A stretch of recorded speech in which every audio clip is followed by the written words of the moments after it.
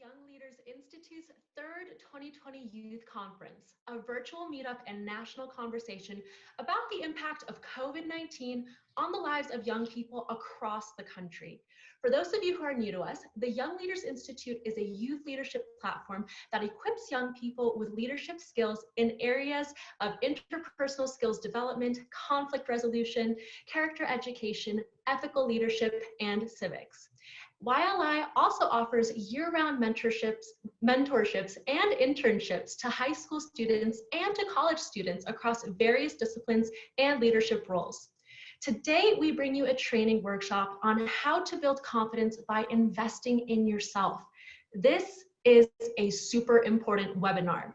I mean, let's face it, it's not like we were born with confidence built into our human psyche. And our parents didn't really have a playbook on how to instill confidence in the minds of their children. Maybe some did, but not all. Furthermore, when we go to school, we are thrust into an environment where we're vying to compete with others for the better grade or to be the teacher's pet. And during our foundational years, we have an overwhelming desire to be accepted by our classmates, our parents, our siblings, our friends, and our peers. And when that doesn't happen, we're crushed. As a result, some of us are left feeling down and unworthy, while others begin searching for ways to boost their confidence in hopes of materializing our self-fulfilling prophecy of a higher self-esteem. It is for this reason that we come to you today with some of these tools that will enable you to begin a new journey to a more confident you. In this training, we will cover how to affirm your purpose confidently, tell your story unapologetically, develop more skills to boost confidence, which in turn will enable you to lead flawlessly, and why self-care is so important. We will be taking questions at the end of this session, so please make sure to drop your questions in the chat box during the training as they come up to you. My name is Jay Ali, and I am 24 years old. I grew up in Orange County, California. I currently live in Mexico City, where I teach English language arts to ESL students. I love music, I love to travel, and I am passionate about personal development. I actually have my own YouTube channel where I coach people about the importance of self-care for long-term holistic health. And it is my distinct pleasure to be your moderator for this session. So I'd like to welcome all of our viewers and our friends from around the country and around the world who are live streaming with us on Facebook and YouTube. I'd also like to thank YLI for providing us young people this platform to elevate our voices and for giving us the opportunity to connect with young people from all corners of the world. And without further ado, I'd like to introduce our training facilitator, Mohammed Gula. He is the National Organizing Director and Executive Director of Engage Virginia, where he focuses on building community-based programs for increased political mobilization. Mohammed previously served as an organizer and state outreach coordinator in Ohio for the Hillary Clinton campaign. Mohammed developed a strong sense of devotion for the nonprofit sector, shadowing his father as a teen, while sponsoring over 200 refugee families from around the world. Mohammed is an advocate for youth empowerment, human rights, social justice, and diversity and inclusion. Mohammed is coming to us from Pennsylvania. So Mohammed, take it away. Thank you, Jay. I'm not gonna lie to you. You turned that on really quickly, and I'm very impressed. So as I kind of get started, I do want to share my screen, but Jay, I'm also going to ask you to kind of have this a back and forth. So I might even ask you some questions if that's okay. Totally, that sounds great. Or I might even ask others some questions if something comes up in their mind.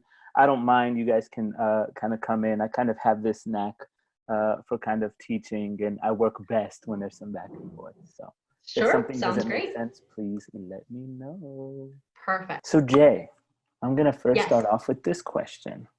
What are some words that come to mind when you think of confidence? Ooh, good question. I think being able to communicate effectively would be one of the main things I would say. Mm-hmm.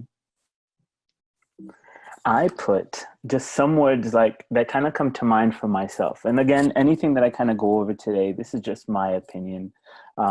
So when I think of confidence, I think of people who are fearless, people who see themselves as worthy.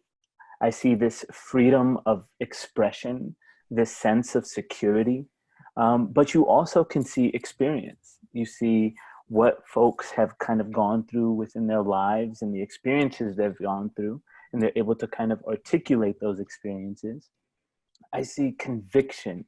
We know lots of people who believe in something so deeply that it brings about this sense of confidence. I see fearlessness. I see creativity, curiosity, vulnerability, and overall people's ability to just be present. Whenever we think of confidence and confident people, a lot of times you see like you kind of tend to magnetize or magnetize towards them. Jay, who are some people in your life that are some of the most confident people? You would Okay.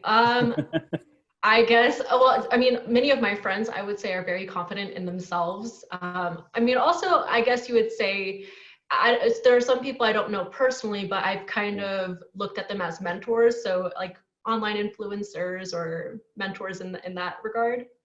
Were there certain attributes that kind of made you, that they kind of showed that made you feel that way?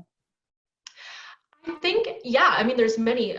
Being able to just effectively communicate themselves was a huge one for me, but also not really being afraid to speak their mind. Just Mm, being completely comfortable with who they are and mm. knowing that what they're talking about and sharing with other people is of value and not really doubting themselves. Amazing. No, definitely. For myself, I had my mom. Interestingly enough, my mom was uneducated, yet she had so much confidence. My dad, who is educated and had so much conviction and confidence. My mom was also very fearless. I had my brothers, my mentors, my basketball and track coaches, my teachers. It was actually my teacher who helped me gain the confidence I needed to be able to speak about my identity and who I was and what representation looked like. But I would say that my top two most confident people was Malcolm X and Muhammad Ali. Those two people, I think, impacted my life in such an amazing way that it kind of allowed me and helped me become an unapologetic Muslim American who is also Libyan.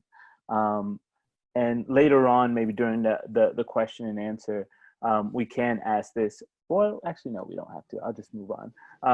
And really, the four most important pieces that I really want to go through today is really the issues that I kind of experienced that I think really define my own personal story, and kind of the journey that I went through when it comes down to what I needed to kind of fight through, when it comes down to me building my own confidence, me building my own self-esteem, recognizing my own identity.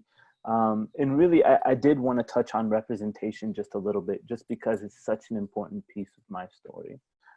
So first, when I think of confidence, I really think of self-esteem. So if we take the time to really define what self-esteem means, it's confidence in oneself or one's own worth and their abilities. And then you also have self-respect there. And I'll explain what that kind of means.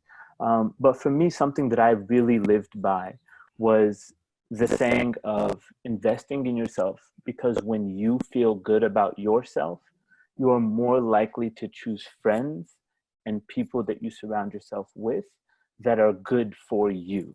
And it is your self-esteem that really teaches people how to treat us or treat yourself. Uh, Now, how do I kind of make sense of that? Ways that I kind of look into it is, if we feel good about ourselves and respect ourselves and treat others with respect, we are showing people how we in ourselves would also like to be treated. And so when we try to move forward towards identity, and when I think of identity and representation, I look at identity as the qualities the beliefs, the personality, the looks and or expressions that makes a person and or a group. Jay, if you don't mind me asking you, who determines your identity? I think you determine your identity. I think we all have the authority to be or become rather who we want to be. I think that, you know, if somebody is not necessarily happy with their life or how they've been behaving, they can positively kind of be an authority in deciding who they want to be. You Mm, know, I think it all comes from within you. that's absolute, and I 100% agree. I think that it's so interesting to live in this social media world where we have so many folks who try to post on social media about what they want others to believe about themselves.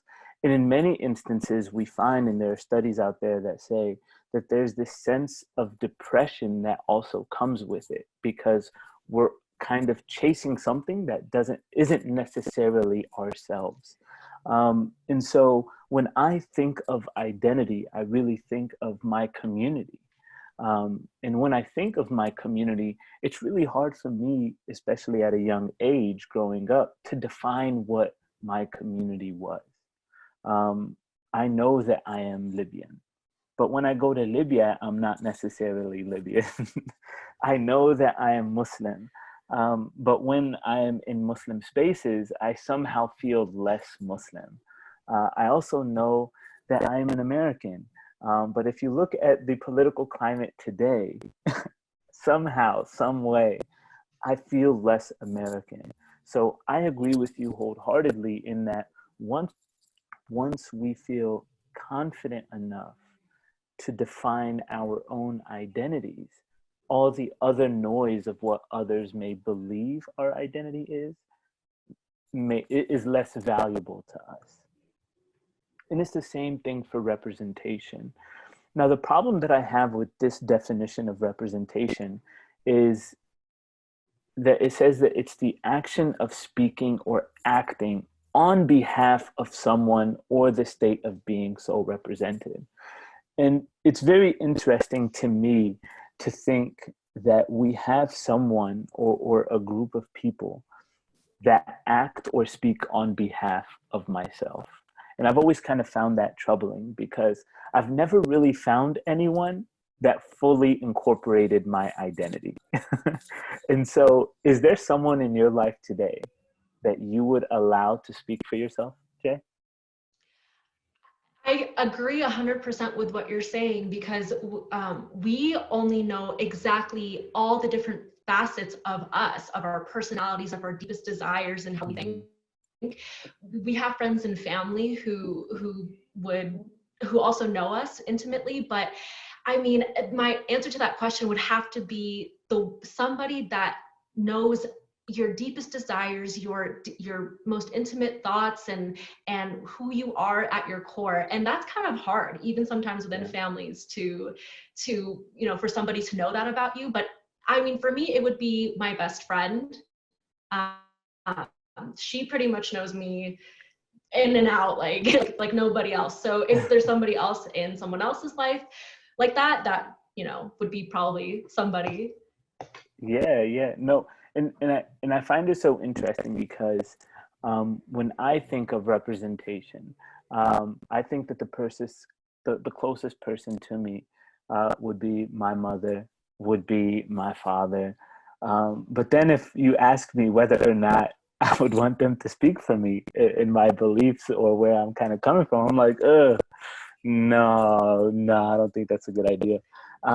But essentially, as we kind of go through, even beyond today, the questions that I'm asking, I really want folks to take it in and even at a later time, ask yourselves who you're surrounding yourself with and whether or not you're surrounding yourself with people who you would allow to speak for you, but also recognize and determine how you would define your own identity. And a lot of people have even asked me, Mohammed, why is that so important when we're supposed to be talking about confidence? Um, you can't really talk about confidence or incorporate confidence without first knowing you yourself, knowing where you're headed in life, what you want out of life. And it's then once you truly understand yourself and know what you're working towards, that you develop this sense of ownership and fearlessness and conviction and self-worth and self-respect and so many of these different words that sometimes kind of fade in the back of our minds. But it's really at the core of your being. And that's kind of why I wanted to take some time to kind of go over these two main purposes, because when we look to really affirm our purpose confidently, you have to know your identity. You have to know what you desire, but you also have to know where you're headed. Um, there are a lot of folks, I know a lot of youth who I've talked with in the past that, and really till today, that always seem kind of lost. And I think that the reason why they seem lost once they've kind of hit high school and going into college and knowing what they want to do professionally is because they haven't really taken the time to not only affirm themselves, but even taken the time to really recognize what their own passions are. And once you recognize what your own passions are, you feel a totally different, you have a different type of value for yourself as well. Now, I know that there are a lot of different issues when that comes about, such as cultural kind of or social norms or religious norms for many. But I also think that that is a part of your journey. So I'll use the example of myself. I am the only person in my family that ever really wanted to go into politics. Growing up, I knew that I wanted to be some type of change maker, some type of law maker, or someone who is an activist or an advocate for others who are going through injustice or oppression. And I think a lot of that came from my own personal story, which I will be sharing later. But I also feel like a lot of it came from the fact that I watched my father, as I mentioned, serve the community, and he made it a part of what was most important. My brothers went into finance and engineering and medicine. But also culturally, politics was something that was seen as something that was negative.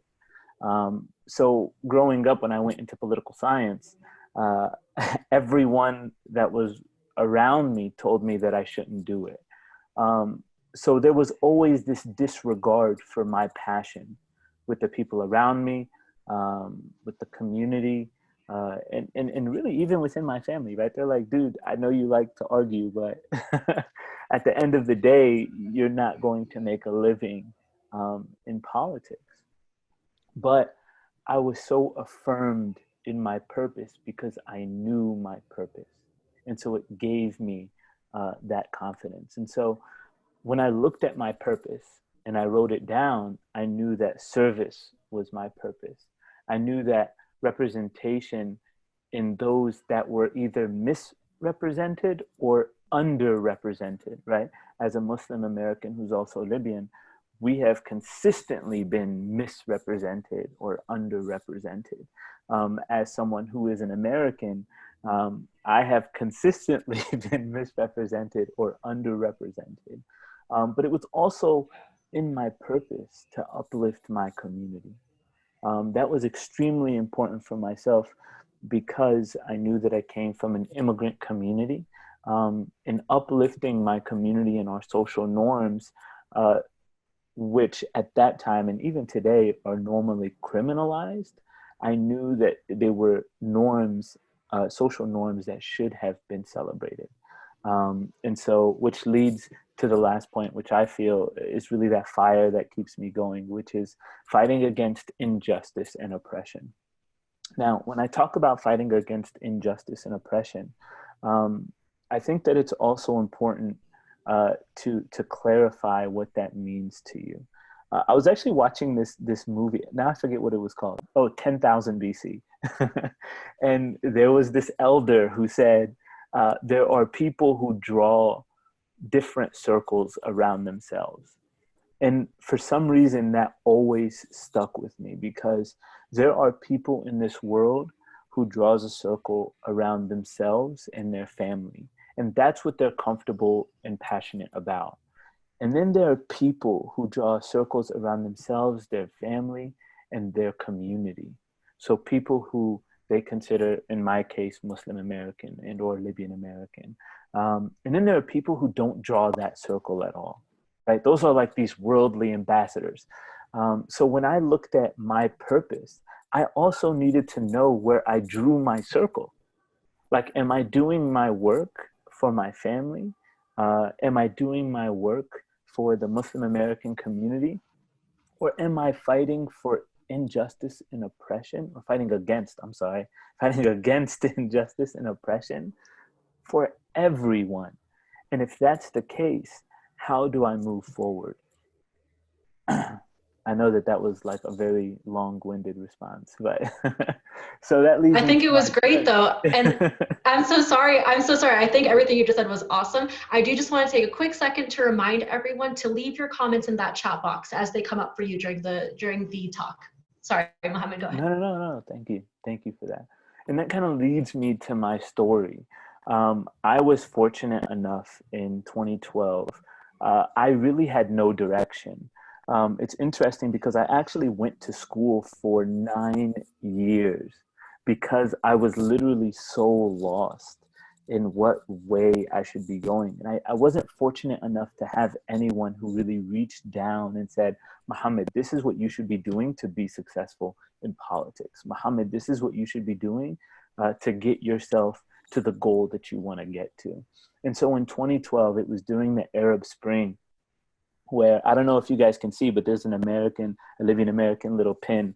I was always representing, guys, I'm telling you. Where came to Wright State, which is in Dayton, Ohio, which is where I'm originally from. And they gave this speech. And I was so upset because I looked around that room and there was absolutely no one. And this was a room of maybe 1,000 people. There was absolutely no one that looked like me in that room. There was absolutely no one that really even had my complexion. So there were no Latinos or Latinas in the room. There were no people of color that were in that room. And so it really bothered me from that day on that there was absolutely no representation in places of power. And in this case, it was at a rally. In this case, it was being able to meet then the Vice President Biden, and I guess now he's also running. But it was then that I actually made it my intent that I would focus on making that change, which really now led me to working with Mgage. Move on to 2013, I took every single opportunity in which I was given space or a stage or a time to speak to be representative of my people, even if it was overtly. I don't wear a thobe, which is what I'm wearing there, every single day.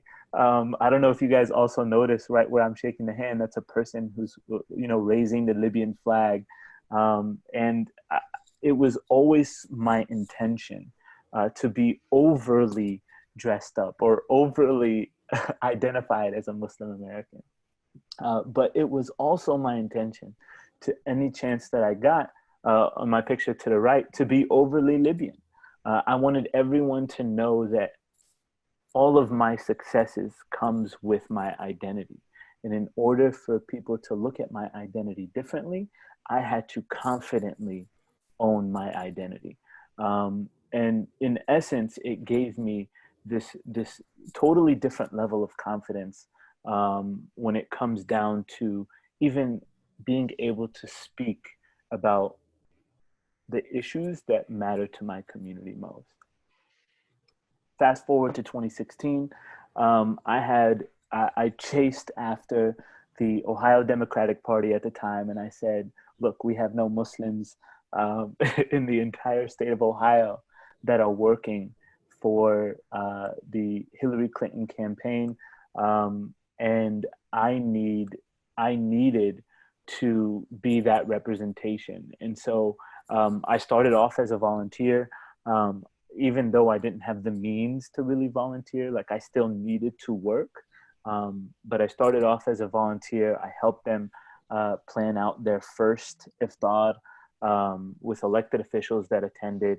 And they ended up hiring me as an organizer. And so the picture that you guys actually see here really brought forth this sense of ability to really have this confidence, but also this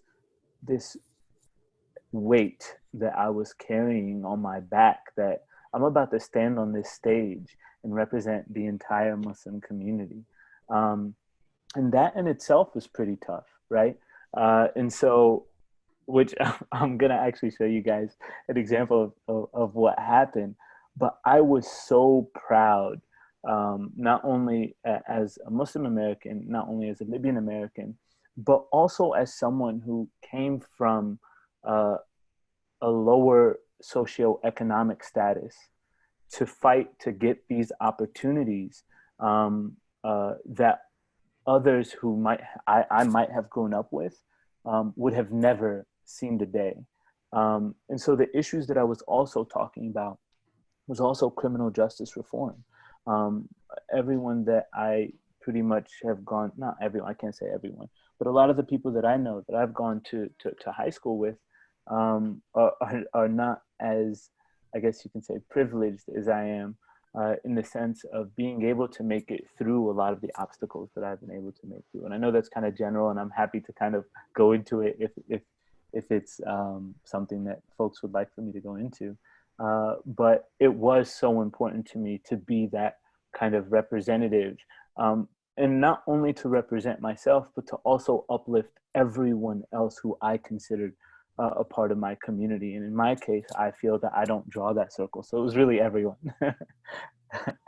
So, and that leads to this. Now, I know it's a little blurry. You guys might laugh, but this also happened during that speech. And this was this actually aired live. So enjoy. Let me know if you guys can hear it.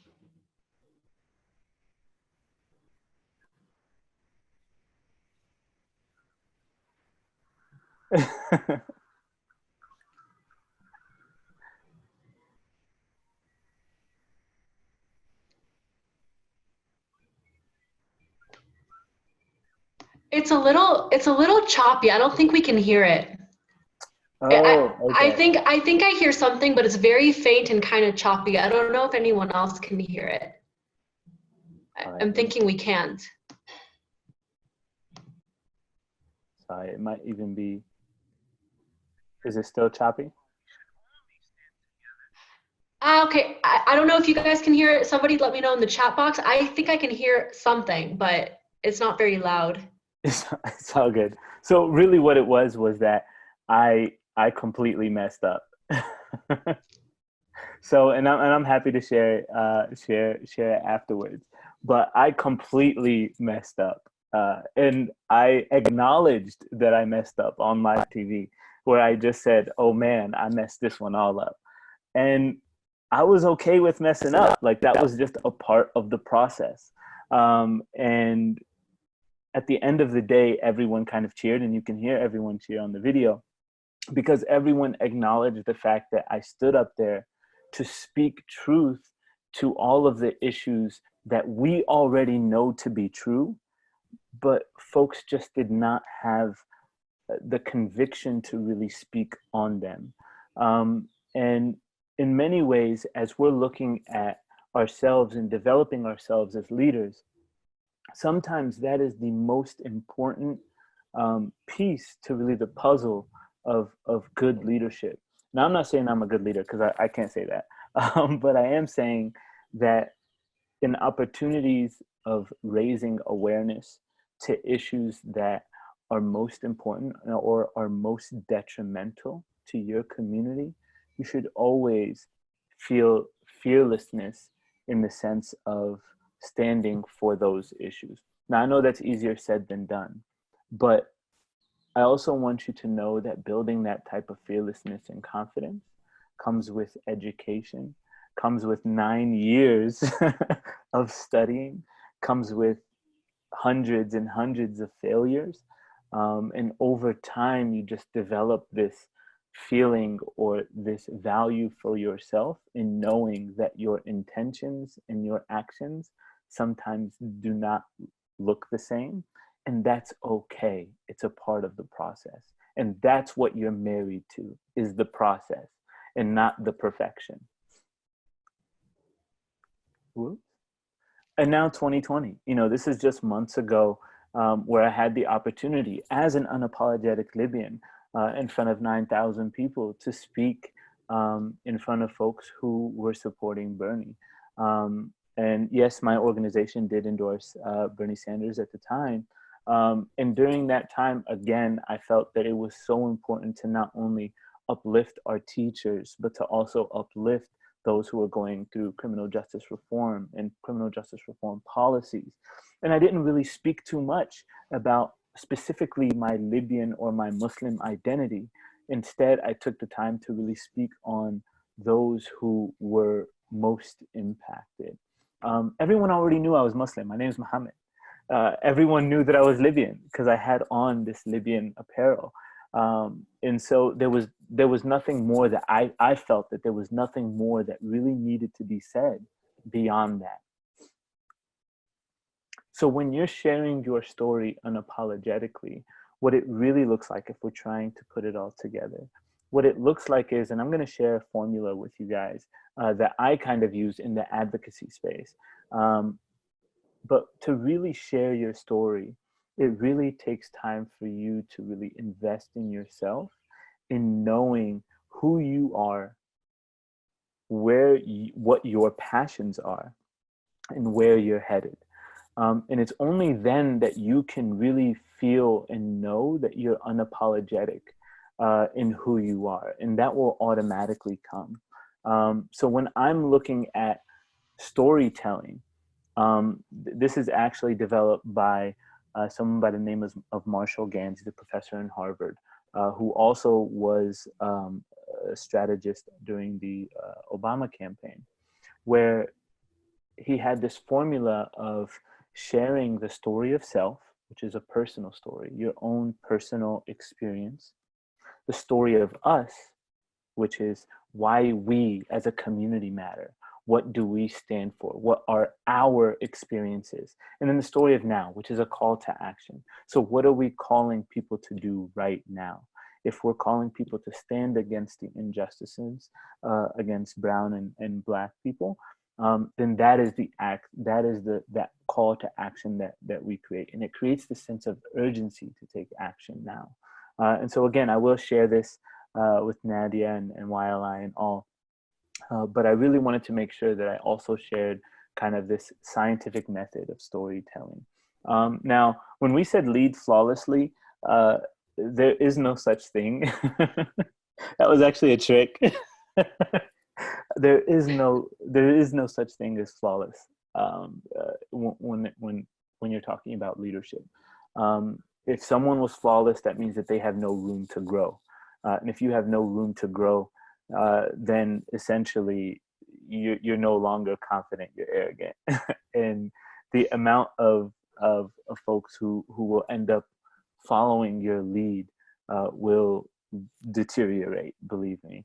The only time that I could really think of a flawless leader, well, actually, no, I can't really think of anyone. And so this was actually a trick, but what I'm going to do during this time is really just tell you guys that there is no such thing as not making any mistakes. It's what you do with those mistakes, how you kind of get back up, how you have fun, as you guys could see in this picture, where, this is a Muslim band rally where we had folks that were Latino, we had white allies, we had African-American allies. You have people who are smiling and laughing while we're at a rally talking about oppression and discrimination. And so having fun with everything that you do along the way is also extremely important, because if you're not having fun and you're always super hard on yourself, and I know that, Jay, you're going to be talking about self-care. I'm not going to lie, I'm going to be taking notes because I am the worst at it. Oh no, we will have to talk about that then. We'll have to Yeah. definitely talk. Yeah. So, but having fun while you're doing what you're doing is also extremely important. One of my close friends, I was actually just talking to them, and I'm sure, Jay, you might even have experienced this, and that is knowing the difference between service and duty. And there are so many times where I have told myself that what I am doing is my duty and it is not just a service. And once you have this idea that the work that you're doing is your duty, it's so hard to promote self-care for yourself, because you feel like, I have to get this done and it is incumbent upon me to do this. And so next steps, I really just want to leave you guys with 3 next steps, and I want to open it up for question and answer. Number 1, really embrace this, the mindset of a growth mindset versus a fixed mindset. Ask yourselves questions like, what did you do today that really made you think? Or what new strategies did you try when you did fail? What mistakes have you made that that taught you something? And really taking in those mistakes. You telling yourself that your intelligence and your talents and your abilities are fixed, you're born with them, really, you're cutting yourself at the knees. There's no one who is just born, well, yeah, people are born with intelligence and talents, I guess. But when you're really looking at those folks who are the most successful folks, even in this time, it really took work and discipline to get there. But they also knew what they were working towards. They knew who they were. And they changed this mindset of saying that, instead of saying that my intelligence, my talents, and my abilities are fixed, it became, I can develop my intelligence, talents, and abilities. And that's absolutely right. And I'll share one other story with you where, for myself, it was so important for me to embrace the power of yet.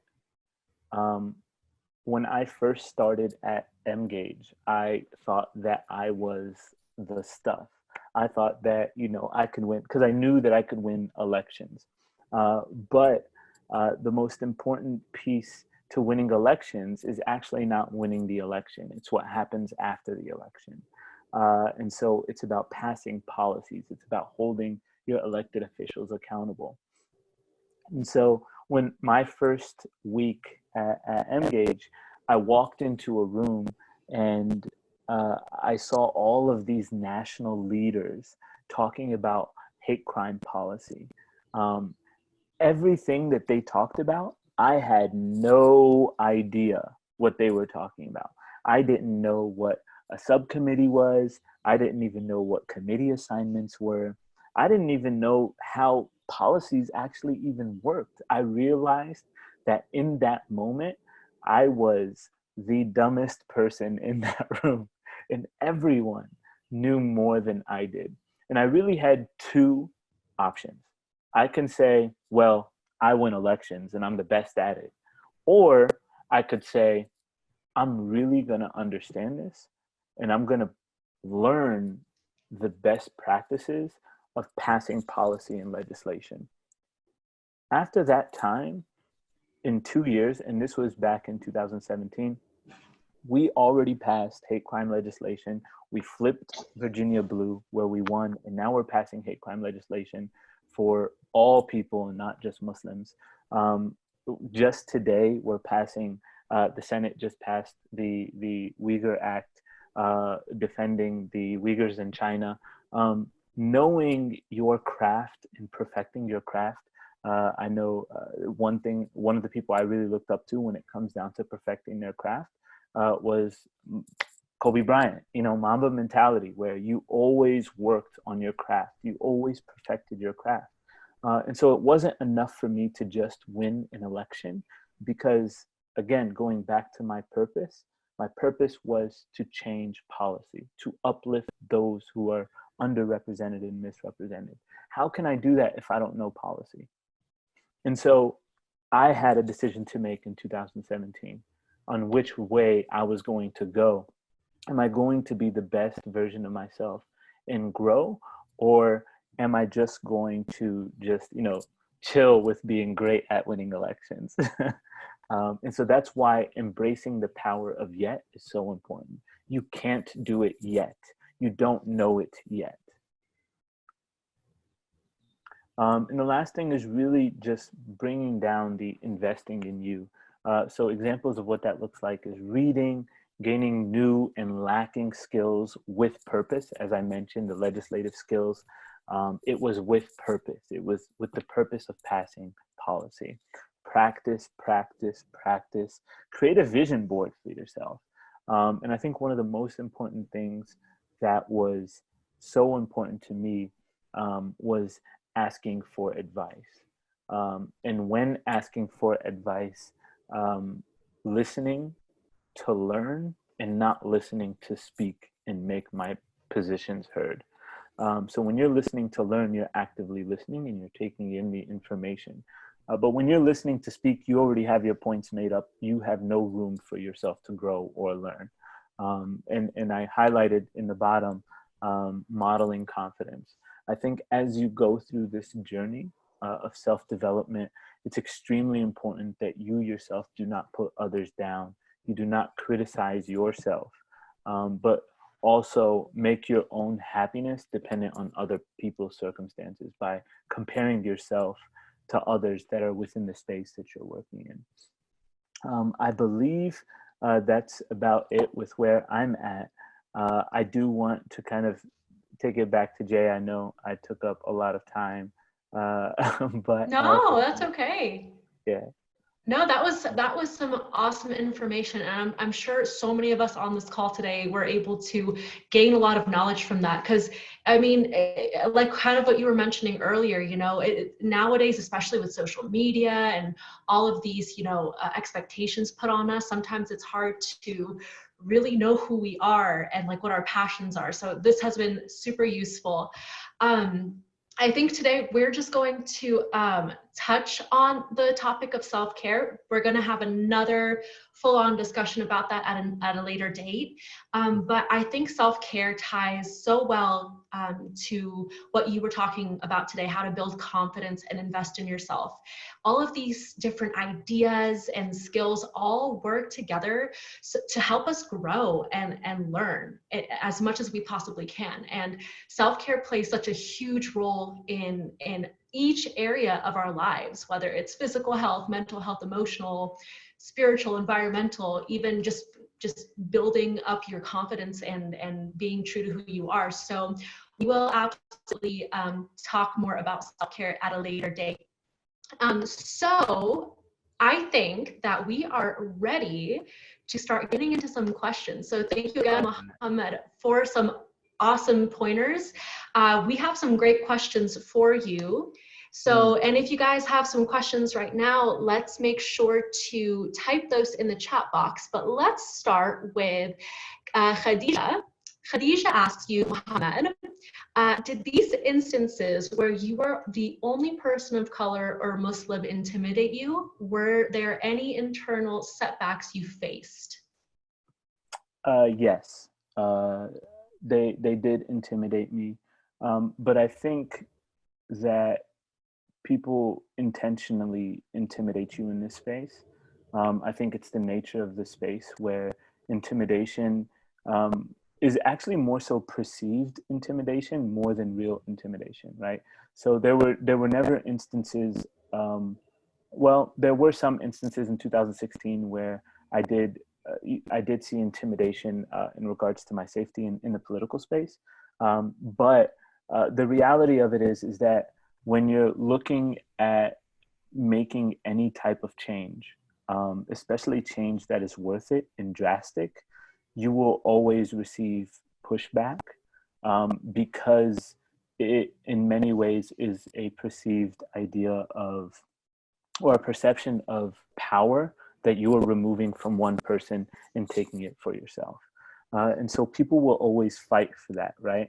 And I think that's why the only way that you can really be confident and true to making that change is by first understanding the system and the systems of change that exist in that system. So if we're using politics, for example, and I want to make changes to criminal justice, yeah, I can try to pass policy, but at the end of the day, if that policy does not translate to making sure that police officers are not killing Black and brown people due to a perceived threat, then I am no longer doing my job, right? Or my job does not actually work.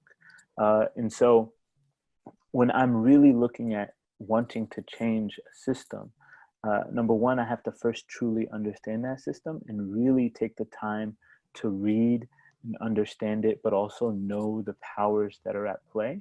But I also have to really, which is equally as important, invest time in myself, because I know that there will be personal attacks. When we're looking at our sisters, I'll use an example that's close to me. When I'm looking at our sisters, Representative Ilhan Omar, or Representative Rashida Tlaib, or Representative Alexandria Ocasio-Cortez, those three women are women who really took the time to invest in themselves, who have this sense of conviction that no one else could really move or change. A good example is also, Senator Bernie Sanders. But then there are also other examples, right? I think that I'm experiencing the progressive space more than others. There's also the on the Republican side, where you see this other sense of conviction. And I will also say that it's really important that sometimes people just don't know what they don't know. And so assuming the best in people, I think, is also important as you go through this journey where you're looking to create this type of change. In regards to internal setbacks, I will say that what I was doing was different than social norms. And so I did struggle internally because I felt like what I was doing was wrong. But I realized that the reason I felt that way was because others weren't doing it, and not because it was actually wrong, if that makes sense. So there was nothing wrong with me going into politics. The only reason I felt that it was wrong was just because there was no one else in my family. There were none of my friends, no one in my community that was also going into politics. So obviously everyone had an opinion about something that they didn't know, if that makes sense. And I hope I answered your question. Very good. Great answer. Thank you for that. We have another question coming in from Ali Nasir. He says, where did you study for your undergrad, and how did your experiences as an undergrad help you work for the campaign? That's a good question. So I went to a nowhere place. No, I went to Wright State University. It's in Dayton, Ohio. Not a lot of people know it. It's not nationally known. Now, I will say that my experience as an undergraduate did and did not help me work for the campaign. So I did not know that I was going to work for the campaign until after my master's degree. When I was doing my undergraduate, I just knew I graduated with political science and international studies. And I thought that I was going to just go into like the foreign service, work for maybe USAID, or work for the UN, or try to work for something like that in service and refugee resettlement. So that was initially what I was going to do. And then there was the president of the university. I was in a conversation with him, and he told me to get my master's in public administration. And it was during my master's of public administration that I was able to understand systems and understand how things worked, because it's more in depth. I will tell you this: your education is your toolkit. That's all it is. And so when you're going through your undergraduate and your master's degrees, I will always be I will always push people to continue in their education, because you always want to grow your toolkit. You always want to have different tools in your bag that you can pull out whenever necessary. So I will tell you that as an organizer, I could have been a subpar organizer, but because of my schooling, it gave me the tools to be an extraordinary organizer, where others who did not have the same education as I did could not pull out the same tools that I could pull out because of all of my school experiences as well as all of my life experiences. That's awesome. Very, very awesome. Thank you so much for that. And I like what you said about your education being like your toolbox. Very good advice. We have another question from Arsh Nasir. He says, were there any books or podcasts that helped make you as confident or learn skills? That's a good one. I do not have any podcasts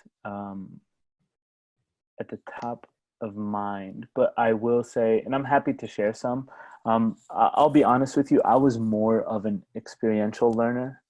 So I also figured that out about myself, where I needed to kind of experience to learn best, to take in information best.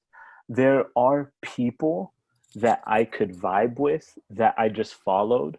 So examples of those people include, for me at least, of course, Malcolm X, of course, Muhammad Ali, just really watching interviews of Muhammad Ali and the way that he spoke, and watching interviews of Malcolm X and the way that he spoke during his time, and the confidence that he had that was way beyond his time.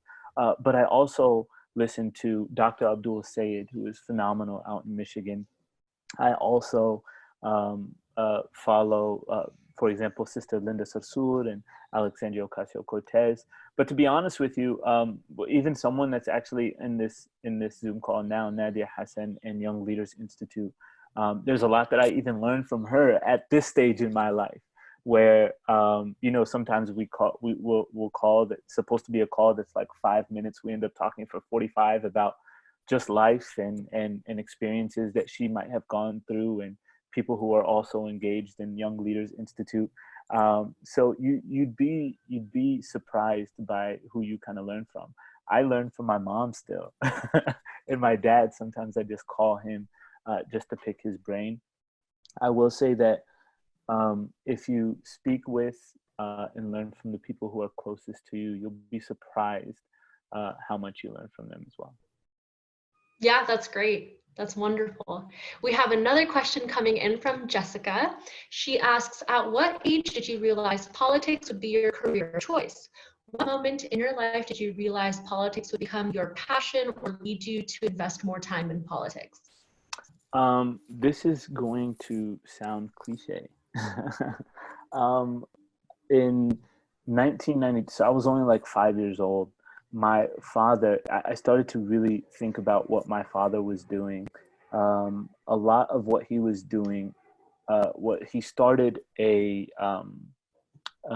organization called Islamic Center of Peace. And really the only reason he started it was to help refugees from war-torn countries. And I was only like 5 or 6 years old, and we would literally stay up, sometimes even in school nights, where we were picking up and taking furniture and clothes to these families that were in need. And what I didn't understand was why we were doing that when we were in need as well, right? So I developed this sense of service at a very young age. But it wasn't until 9/11, and I know a lot of Muslims kind of experience this as well, but it wasn't until really 9/11 that I felt otherized in the way that I felt. And so that moment that I felt otherized was really when I decided that I was going to step up and really focus on politics. But it wasn't even something where I decided I was going to do it.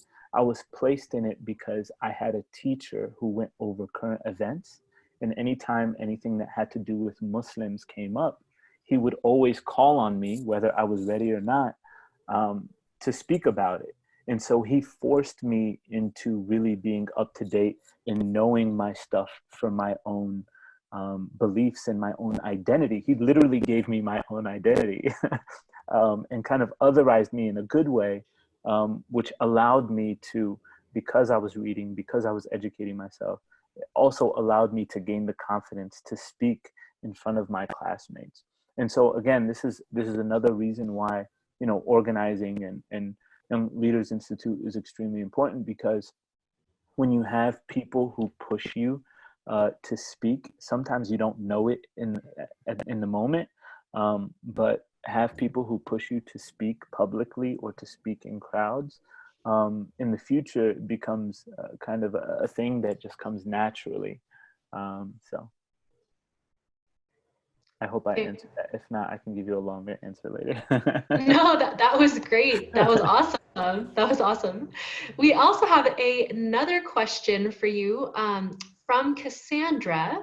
What advice would you give to someone who is looking at talents and interests and is having trouble identifying their purpose? I think, Cassandra, I have a clarifying question for you because I don't want to answer it incorrectly. What do you mean by talents and interests and or interests? Do you mean like going into like the creative space? Or do you mean, what do you mean by that? If you don't mind me asking or putting you on the spot. Sure, not a problem. So I think in just relation to like your purpose, usually that'll stem from like what you're most talented in, or you have a interest, but sometimes it's like people have a lot of different talents and interests. So I guess how do you navigate that, you know, your creative space to find your true purpose? So when you, and maybe we can have a back and forth here because I want to make sure I understand. So for me, I think growing up, I became like a generalist. So I did go to an art school. So I thought that my purpose or my medium was to fight injustice through art. So while I was in art school, I would draw pictures that showed how I felt and that told a story. Are you talking about the mediums or are you talking about the purpose in general? I guess if there's, do you see any correlation between the medium and the purpose? That's what I'm trying to say. Like, did any, I guess maybe for you to just make this more specific to your journey, Yeah. like, what did you take with you along your path, like from your, I guess your medium to get to your purpose? Yeah, no, that's a good question. So I never actually gave up on my medium. I still use my, actually, I'll give you an example right now. This is something I literally just worked on. This is Malcolm X. I think he's a king. Um, and so there are still days where I will use that medium or that talent that I have when I was in art school to tell my story. But there are also days, I think I also mentioned within my PowerPoint, and I can expand on this offline if you'd like to talk further, where I talked about really investing in yourself to also improve on things that you're lacking. When I mentioned that, I meant investing in yourself to improve on getting more and more tools, meaning more and more medium. So there are so many organizations that, if I'm just going to speak on organizing, for example, there are so many platforms you can use to organize. A lot of people just talk generally, but what I really wanted to focus on is diversifying all of my tools and mediums and use all of them to reach out and organize.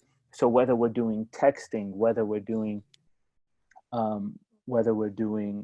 calling or phone banking or knocking on doors or digital organizing, those are all considered mediums to me, and tools that we use to organize.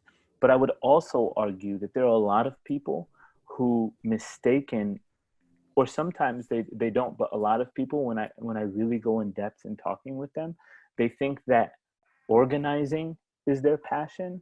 But in reality, creating change and leading to justice is their passion. And organizing is just a medium to get them there. And organizing is just what they're comfortable with or what they're really good at to get them there. There are some people who are just really good at rallying and speaking out in public. There are others who aren't, but one is not more valuable than the other. Sometimes we do think that it is. So for example, when you have a national speaker speaking at a rally, we think that that is more valuable than a local organizer who's fighting a prison board to create criminal justice reform. But the reality of it is that at the end of the day, if the purpose is to free Black and brown people, the person who's locally fighting for criminal justice reform is more valuable than that person who's speaking at a rally. So I think that I do think that it really just matters. Did I answer your question fully, or would you like to take it offline? That would be helpful. Yes, we can take it offline, but I appreciate your response. I think it's really interesting. Thank you. You are. Awesome. That was great. I love the dialogue back and forth. So we do have another question from, oh no, I just lost it. From Medium, here we are. From Medium, Medium asks, what are your tips for networking? Oh man, Jay, I think you should really answer this, because I'll tell you this, I am the worst networker ever. Oh man. I am so bad at networking. You know, Jay, actually, if you have a response, please. Well, I am also learning all that I can about networking as well. I mean, for me, I think basics are perfect, and not so much like old school networking, you know, not to say that it's not effective to go out in person and to go to lunches and networking events. I'm sure those are still good ways to network. In my personal opinion, especially since so many more young people are starting businesses and projects and all these different things online space is the way to go. So there are so many groups you can find online, whether it's Facebook or LinkedIn, or people can create their own communities on their own websites. There's YouTube. There's so many different online platforms that you can use to connect with like-minded people and network that way. So what I would say would be to utilize social media. Pick a platform that you feel most comfortable with, that you feel like goes really well with your business idea or business model, and just kind of capitalize on that and just connect with people in that same space, that same niche, on that same platform. There are three things that I would really just add that I think have worked for me. And that was, number one, know why you're networking. So know what the purpose is that you're really trying to network. And then when you are networking, know what you want out of it as well. So if you don't know why, if you don't know what you want out of it, and you're just trying to get to know people and hoping that something will come out of it, sometimes that works, but in most times it doesn't.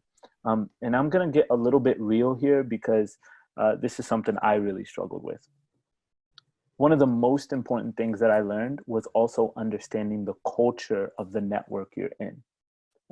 And so if I'm networking in a predominantly South Asian or Arab or Muslim kind of space, I'm also aware of the social norms that are considered respectful or disrespectful, and then kind of trying to work it that way. I would also argue that, and I could be wrong, but I know that it's helped here. I also recognize that it can be difficult to network alone. So even having a wingman or woman or an ally networking with you can also be very helpful, depending on the space that you're in as well. And the main reason for that is really just one of the hardest parts, I know for myself even, who was a lifelong introvert, believe it or not, was breaking the ice, like actually going to someone and saying something and initiating a conversation. That was really hard for me. And so having someone who I knew was good at that, I always kind of had them with me. And then really knowing what I'm talking about was also really important. So even before you go out there and network, really take the time to invest in yourself and know, number one, what your strengths and weaknesses are, because it will come out. And number two, know why exactly you're taking the time to network and what you personally want out of it, in case someone does come to you and say, all right, I got you. What do you want? So. Yeah, that totally makes sense, 100%. We do have another question from Nawab. Nawab asks, aside from mainstream news outlets, how do you keep yourself informed? Oh man, that's actually a really good and important question, because there's a lot of misinformation out there.